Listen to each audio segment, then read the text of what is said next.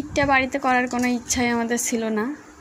বাড়িতে দরকারে আসছিলাম, যখন এসে পড়ছি তখন ঈদটা করেই যেতে হচ্ছে।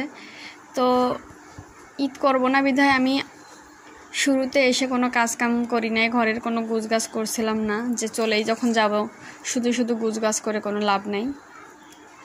তো এখন ঈদটা যখন করব ভেবে নিয়েছি, ঘরদোর খুঁড়ছি, গুছগাছ করব। 1-2 দিনে হয়তো পরিষ্কার পরিচ্ছন্ন করে পারবো না, ঘরের যে অবস্থা।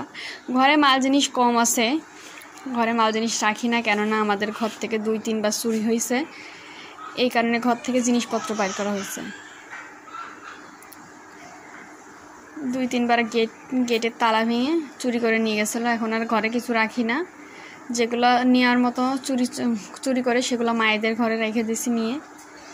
পরে যখন আসি বাড়িতে এগুলো এখন বের করে নিয়ে আসবো। যেগুলো লাগবে আর যেগুলো লাগবে না সেগুলো মায়েদের বাড়িতে থেকে যাবে। একবারেই যখন বাড়িতে আসবো তখন ওইগুলো মাদের কাছ থেকে নিয়ে আসবো।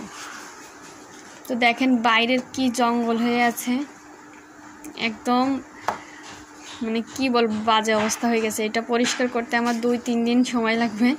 2-3 দিনেও পারবো কিনা বলা যাচ্ছে না, অনেক গুছগাছ করতে হবে। এলোমেলো করা আছে, সব জায়গা একদম ময়লা হয়ে গেছে। সব কিছু আমার সুন্দর করে পরিষ্কার করা লাগবে। যখন কয়েকদিন থাকবো তো পরিষ্কার তো করাই লাগবে। আসলে দেশের বাড়ি ঈদ করার মজাই আলাদা। নিজের বাড়ি কুঁড়ে ঘর হোক তাতেও শান্তি থাকে, অন্যের রাজপ্রাসাদে থাকার চেয়ে নিজের কুঁড়ে ঘরে থাকা অনেক ভালো। তো বাড়িঘর যখন আছে, ঈদ যখন করব তখন আমাদের বাড়িতেই করি। 1 দিন হোক আর 2 দিন হোক, একটু কষ্ট হবে গুছগাছ করে নিতে। তো ভাবলাম নিজের বাড়ি ঈদটা করব। তো একটু একটু করে সব কিছু গুছানো শুরু করছি। গুছানোর পরে বাড়িটা কিভাবে পরিপাটি করলাম সেই ভিডিওটা আপনাদের অবশ্যই দেখাবো।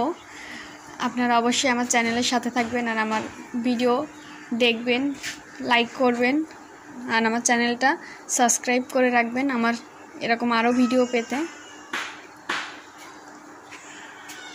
তো সবাই ভালো থাকবেন, আল্লাহ হাফেজ।